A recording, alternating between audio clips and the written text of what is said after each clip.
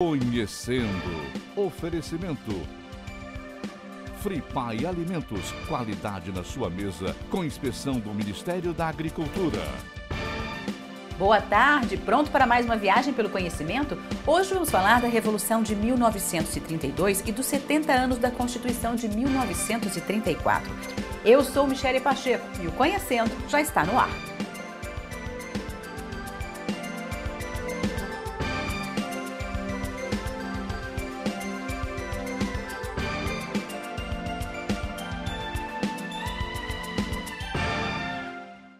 O cuidado com a sua saúde começa na seleção dos animais. Nossa produção é feita com respeito ao meio ambiente e alta tecnologia. O controle de qualidade é rigoroso e tem inspeção do Ministério da Agricultura. O transporte climatizado garante a confiança e a qualidade na sua mesa. Fripai Alimentos.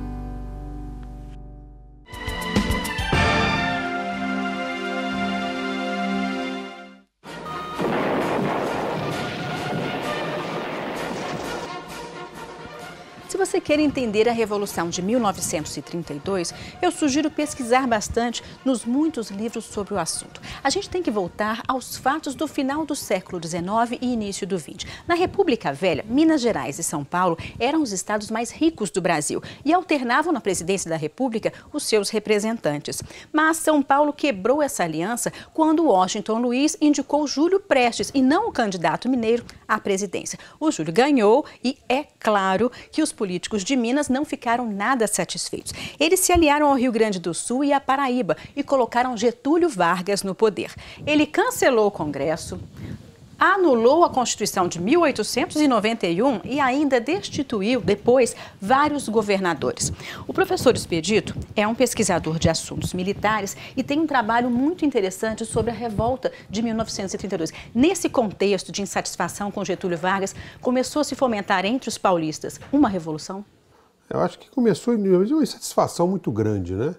Não só pelas medidas que o governo começou a tomar contra o estado de São Paulo, e houve no campo militar a proibição da Força Pública de São Paulo, que é a atual Polícia Militar, de ter artilharia, de ter aviação. Isso tudo foi confiscado pela Revolução de 30. E isso começou a perceber que eles estavam enfraquecendo o poder militar que existia dentro do estado de São Paulo. E junto a isso, São Paulo queria uma constituinte imediata em função da Revolução de 30, coisa que o Getúlio não fez, tanto que o Getúlio vai só fazer essa constituinte em 34. E isso gerou essa insatisfação. São Paulo ficou privado de aliados, contava com Mato Grosso, por causa de generais do Exército que fazia parte naquela área que apoiava a Revolução, eram os generais paulistas que estavam no comando daquela unidade militar, nas unidades militares daquele estado. Se juntaram ao estado de São Paulo e em 9 de julho de 32 eclodiu o que se chama de Revolução Constitucionalista, que era São Paulo tentando derrubar o governo do Getúlio. E eles tentaram marchar contra o estado da Guanabara no Rio de Janeiro, para tomar a capital, que a capital federal era o Rio, e abriu essas frentes de combate. E o governo acabou por trazer tropas de todos os outros estados que ficaram a seu favor, que foi a grande maioria. Então vieram tropas do Sul, do Nordeste, do Norte, mesmo da nossa região Sudeste, para combater os paulistas e abriu várias frentes. Nós tivemos a frente do Vale do Paraíba, tivemos a frente com a fronteira de Minas e tivemos uma frente de São Paulo com o Paraná, né? Fora os bloqueios que a Marinha fez ao litoral paulista, principalmente ao Porto de Santos, que era a área mais importante disso naquele momento lá, nesse contexto. O senhor faz várias palestras sobre esse assunto para o Exército, por exemplo. Nos documentos que o senhor reuniu na sua coleção, como são relatados esses fatos? Aquela sigla MMDC, que é sempre ligada a essa revolução, significa o quê? Ela significa o nome dos 4 integrantes que estavam, dos 4 pessoas que estavam num comício que foi haver na Praça da República em São Paulo, e na Rua Barão de Itapetininga, que chega a essa rua, houve um confronto e morreram 4 estudantes, que era o Mário Martins, o Euclides Miragai, o Drauzio Marcondes e o Antônio Camargo. Então eles tiraram esses nomes MMDC, iniciais desses sobrenomes, que deu origem ao movimento com a eclosão da Revolução. Como que era relatado nessa época, pela imprensa de modo geral, essa revolução? O que o senhor tem de documentos? Olha, São Paulo mobilizou, foi a primeira grande mobilização desse país, né? Nós nunca tivemos, nem na Segunda Guerra Mundial, uma mobilização do porte, do nível alcançado por São Paulo em 1932.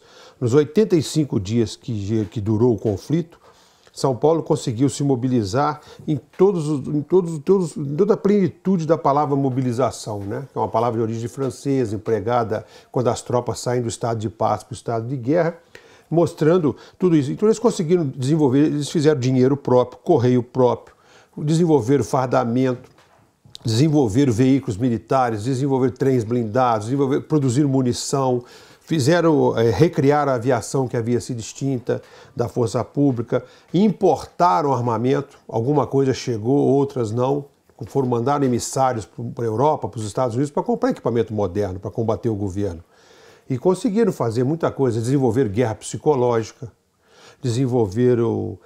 a mulher teve um papel importante para substituir os homens, eles conseguiram um recrutamento muito grande, e a maioria desse pessoal não tinha capacidade militar. Tornaram-se soldados por obrigação e por vontade, tanto que vão acabar sendo derrotados, né? Eles... Quer dizer, conseguiram reunir 50 mil homens, desses 50 mil, 36 mil combateram, e o exército, o governo colocou 120 mil homens para combater essa parte do estado de São Paulo. A gente vai para o intervalo e já volta para falar dos conflitos e das estratégias militares.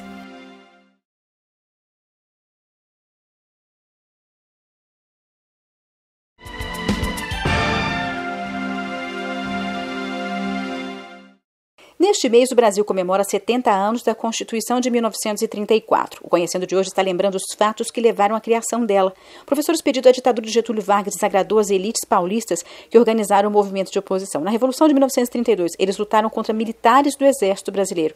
Havia muita desigualdade, porque a gente tem de um lado militares treinados, do outro civis. Com aquela relação às estratégias de guerra, isso foi difícil para os paulistas? Não, eu acho que foi mais difícil para os paulistas foi criar o soldado em si, porque os oficiais, os generais e o corpo de Estado-Maior normalmente eram gente oriunda ou da Força Pública de São Paulo ou oriunda do Exército. Então não tinha muito problema com relação a isso. Mas o pessoal mesmo para combate e tudo, esse pessoal era mal treinado. Esse pessoal não estava mal equipado, mas eles não sabiam fazer essas coisas adequadamente. Tanto que São Paulo vai perder 634 homens em 85 dias de guerra, uma média de 7 por dia. Vamos falar um pouquinho desses jornais que o senhor reuniu da época, esses documentos que o senhor tem. Essa guerra ela foi registrada em todos os seus momentos, em todos os seus detalhes, para o resto da nação ou não? Essa propaganda se concentrava em São Paulo? Não, quando o Getúlio saiu vitorioso da Revolução, ele tentou apagar isso. Tanto que ele não aproveitou nada do que foi desenvolvido em São Paulo. Eu costumo dizer que São Paulo, nós tivemos um embrião da nossa indústria de material de defesa que só vai conseguir os feitos que São Paulo conseguiu em produção no final dos anos, na década de 70, de 1970. Porque o Getúlio, eles não se interessaram por aquilo. E aquilo não foi uma criação propriamente do paulista, ela foi uma criação dos imigrantes estrangeiros que vieram para morar em São Paulo e trouxeram a experiência da Primeira Guerra. Então você tinha búlgaros, húngaros, ingleses, franceses, alemães, todo mundo que estava envolvido com a Primeira Guerra e que trabalharam em fábricas de munições, conseguiram produzir alguma coisa. E esse pessoal colocou a experiência deles a serviço da indústria paulista. E ela conseguiu levar adiante a produção disso tudo. Então você conseguiu produzir munição, você conseguiu produzir, acoplar metralhadoras em aviões para combate aéreo, porque houve combates aéreos em São Paulo, houve bombardeios aéreos de ambos os lados, tanto da força do governo quanto da força paulista. Você conseguiu produzir trens blindados, desenvolveu uma quantidade muito grande para a produção de capacete de aço. Foi a primeira vez que se usou capacete de aço numa força militar no Brasil, que vai ser adotado depois. Na sua coleção, né? Sim, eu tenho alguns. Nós produzimos 3 modelos. Dos 3, eu tenho 2 modelos que foram produzidos em série. E produzidos em grande quantidade, né? Qual a participação da população de São Paulo? Como era esse esforço de guerra? As indústrias, a população, as mulheres, como era esse trabalho? Esse trabalho foi todo voltado para a causa paulista. Então você tinha a campanha do ouro para São Paulo, as famílias mais abastadas trocavam até alianças de casamento, coisa por bônus de guerra para poder financiar essa guerra de São Paulo. Então as indústrias por exemplo, indústria de móveis de aço, a Fiel, por exemplo, ela passou a produzir equipamento militar, a CBC produzia munição, que era uma das maiores fábricas de munição que tinha no país. Outras empresas como a Bernardini e outras coisas produziram capacetes, produziram fardamento para o soldado, porque eles conseguiram padronizar isso de uma forma até então quase inédita no país. E como eles tinham que alimentar essas tropas no front, eles desenvolveram comidas enlatadas, que é o princípio das rações que o exército vai adotar logo em seguida, e que vai ser muito comum com os americanos na Segunda Guerra Mundial, com os alemães e tudo. Então isso é um embrião desse desenvolvimento nosso. Vamos fazer aquela passeadinha pela sua coleção? Sim, podemos. Separei alguma coisa aqui que eu acho interessante. Nós temos aqui o que eu falei do capacete modelo inglês, né? E se a gente vê por dentro, ele está escrito aqui, oferta do povo paulista aos soldados da Constituição. Então, é comum o pessoal fazer isso. Professor, ele é mais leve do que os capacetes usados na Primeira Guerra. Sim, porque ele é estampado a frio. Isso é estampado na pancada. Você põe na prensa, faz uma forma e estampa. Ele não tem uma proteção balística quanto aqueles alemães ou os outros da Primeira Guerra Mundial. No programa sobre a Primeira Guerra, eles reclamaram que eu não coloquei o capacete para ver se era pesado. Então, aqui, ó, para quem reclamou, esse capacete é leve e não atrapalharia tanto. E aqui nós temos um outro de São Paulo também, com outro de dizer aqui, ó. Aqui, ó, o soldado paulista, não é? Da Constituição. Para os soldados da Constituição. Então, você tem um modelo... Os dois lados, os legalistas e... Sim, mas isso aqui só os constitucionalistas usavam esse tipo de paulista. O exército só vai adotar isso depois que ele sai vitorioso. O outro lado usava um capacete similar a esse, que era o modelo francês, mas ele era de cortiça e couro. Esse é um pouco mais pesado que o outro. Mais pesado que o outro, por causa do processo de fabricação. E ele é menor também, né? Então ele concentra mais a coisa. Essa réplica que o senhor fez mostra um pouco desse uniforme, né? Eles estão com capacete. Sim, eles estão com capacete, os dois tipos, o capacete inglês e o capacete francês. E aqui é uma ponte, né, de ferroviária, na divisa de Minas com São Paulo, e um soldado treinando tiro com esta munição aqui, que é uma munição de 7 milímetros da metralhadora Hotchkiss, que era uma arma muito comum que foi usada na Revolução. Essas granadas produzidas em São Paulo, que são cópias de granadas inglesas Mills, da Primeira Guerra Mundial, baioneta alemã do fuzil Mauser, modelo 1908, embora esse modelo aqui da baioneta seja de 1896, uma munição de morteiro que eles podiam usar também como bomba de aviação, era só para fazer regulagem da espoleta para lançar. Você tem as medalhas de São Paulo, alguma coisa, então mostrando o soldado, né, da Constituição, um capacete francês, e atrás... São Paulo é a força, o direito e a força. São Paulo é o direito e a força. E aqui nós temos uma medalha que chama Moeda Paulista, que são as alianças que foram doadas para a campanha do ouro. Famílias que doavam para ajudar. Só que essas alianças aqui estão cada uma com uma estrofe de uma poesia do Guilherme de Almeida, que era o poeta da Revolução. Nossa. Então, se você puser uma lupa, você consegue ler a poesia. E essas medalhas eram numeradas. Essa aqui é a 609. E eram dadas a quem? Não, eram vendidas para arrecadar fundos. Dinheiro. Essa era de prata. O senhor está falando de arrecadar fundos, a gente observa os selos também. Sim, São Paulo criou uma coleção de selos para o momento da Revolução. Então você podia mandar cartas para os soldados do front e eles do front para o pessoal de casa, usando o correio militar de São Paulo. Parte. Sim, quase um país à parte. É verdade que eles tinham dinheiro só que circulava só em São Paulo? Só dinheiro que só circulava em São Paulo. Chegaram a fazer emissão de notas e tudo. Professor, e quando a gente ouve com relação à Revolução de 1932, fala-se muito de separatismo, que os paulistas queriam separar. Isso é mito ou é verdade? Não, isso é mito. São Paulo nunca quis se separar do Brasil. Isso o Getúlio, a propaganda do governo, conseguiu expandir isso e conseguiu criar essa situação que haveria essa separação. Mas nunca houve... Existiam gentes que queriam a separação, mas uma escala mínima. Mas a maioria não, queria apenas uma nova Constituição para o país. Com tanta organização, com tanta informação, por que os paulistas perderam? Os paulistas perderam justamente por isso, né? Força mal treinada e eles ficaram isolados, né? Eles não conseguiram romper o bloqueio naval, não conseguiram trazer reforços de fora, os navios compraram um navio de armamento, ele chegou depois da Revolução. Tarde demais. Tarde, mas que ele não conseguia entrar no porto, não conseguia fazer. E esses fatores atrapalharam muito São Paulo, né? E toda a guerra não pode ser longa, né? Ela tem que ter uma duração. Você consegue esticar muito a corda e ela no final você arrebenta. Então São Paulo não conseguiu fazer isso. E ele foi derrotado e acabaram colocando o interventor, que o Getúlio nomeou, mas depois criaram a Constituinte de 34 e São Paulo, praticamente, a Revolução de 32 valeu em função disso, né? Tanto é que ela é comemorada até os dias de hoje, né? É um caso único no mundo, né? Uma revolução que você foi derrotado. São Paulo comemora a derrota até hoje. 9 de julho, feriado. 9 de julho, feriado deles, importantíssimo. Além desses objetos, o senhor tem algumas miniaturas bem interessantes. Sim, a gente pode mostrar uma evolução dos blindados na Revolução de 1932. Nós temos aqui um veículo lança-chamas, que foi fabricado em 31 pela Força Pública de São Paulo, porque eles tinham uma unidade de carro de assalto similar ao que o Exército tinha. E esse veículo foi empregado na região de Lorena, aqui na São Paulo. E aqui nós temos um blindado desenvolvido pela Escola Politécnica de São Paulo, que é um automóvel de passeio Chevrolet, que recebeu uma blindagem e uma torre giratória equipada com metralhadora.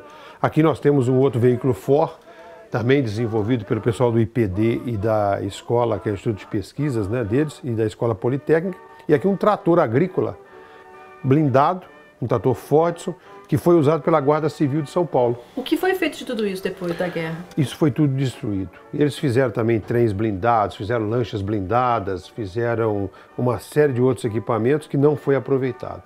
E a parte de aviação, que eles importaram equipamentos que veio através do Chile, Paraguai e entrou no Mato Grosso, são os aviões mais modernos que a Revolução teve, que são os aviões chamados Curtiss Falcon. Esses aviões foram incorporados à aviação do Exército, logo no pós-guerra. Professor, no próximo bloco a gente vai falar sobre as consequências dessa revolução.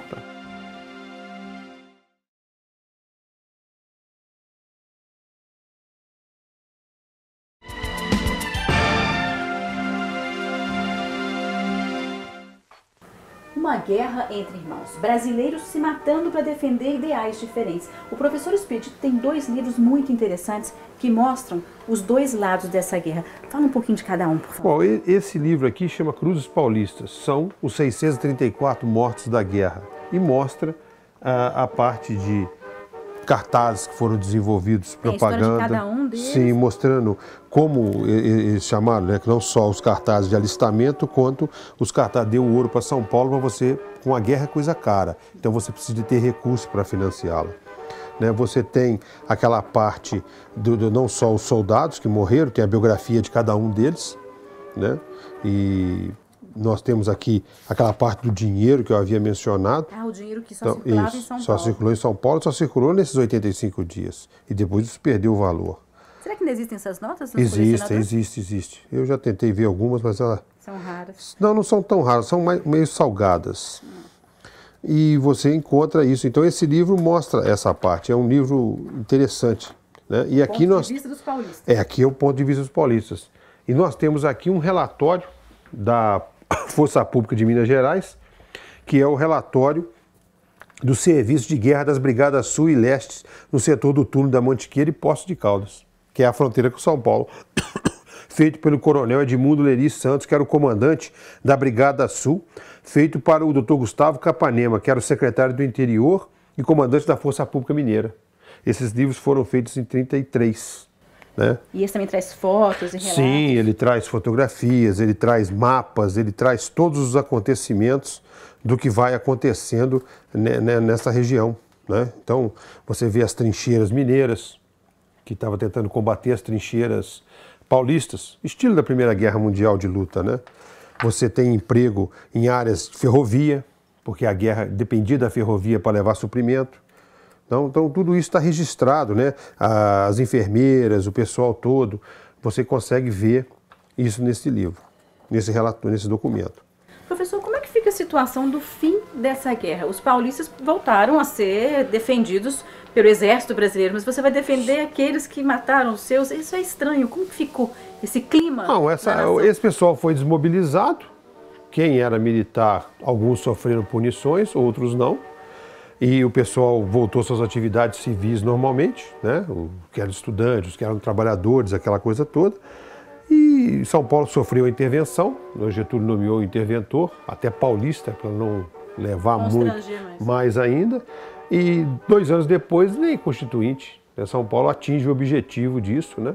E 3 anos depois o Getúlio cria o Estado Novo. Perderam militarmente, mas de certa forma politicamente. Ganharam politicamente. Eles conseguiram atingir o objetivo deles. O que o senhor consideraria as principais consequências dessa revolução?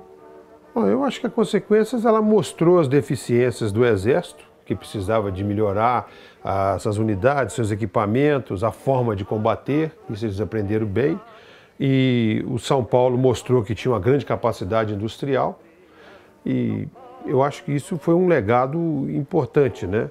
Nós vamos ter aí, que já fruto da Revolução de 30, que é a proibição das polícias militares, que era, na época eram chamadas de forças públicas, de possuírem armamentos tão sofisticados ou melhores do que o do Exército. Isso está perdurando até os dias de hoje. A gente não consegue entender por que a polícia é mal equipada, mas é justamente resquício desse período revolucionário. Um certo medo ainda. Um certo receio ainda, né? Que de 24, 30 e 32, que são as grandes revoluções no Brasil, o período do movimento tenentista, essa coisa toda, e isso está arraigado ainda até os dias de hoje. Então você tem dificuldade para equipar uma polícia igual a do Rio de Janeiro, para equipar uma polícia de São Paulo com determinados blindados, não pode ser do mesmo nível do Exército, o armamento não pode ser igual. Tudo isso como consequências diretas disso aí, principalmente de 32. Professor, por que quando eu estava na escola eu não aprendi tanto sobre essa revolução? Foi passado. Porque essa revolução, do ponto de vista do governo da época, ela foi apagada. Ela não consta dos livros de história. Ela ficou registrada pelos perdedores. Então São Paulo publicou muitas memórias, muita documentação, muita coisa a partir de 33, 34, 35. E esses livros são edições limitadas, são edições pequenas, né? Não são livros que vão achar em qualquer lugar. Então fica muito restrito ao estado de São Paulo. Hoje a gente garimpando em sebos e tudo, a gente consegue encontrar muita coisa interessante. Os pesquisadores estão agora ressuscitando essa história. Sim, estão vendo isso da forma como deveria ser vista, né? O país teve uma guerra civil, foi a nossa maior guerra civil, foi a nossa maior mobilização. Ela supera o que nós fizemos na Segunda Guerra Mundial até em número de mortos, né? Na Segunda Guerra nós perdemos 463 soldados combatendo na Itália e só São Paulo perdeu 634 combatendo nas 2 fronteiras dele, no Paraná, contra o Rio de Janeiro e contra Minas Gerais. Mande opinião sobre o programa de hoje pelo e-mail ou pelo Facebook. A gente se vê no sábado que vem a partir de 1 da tarde. Um ótimo final de semana e até lá!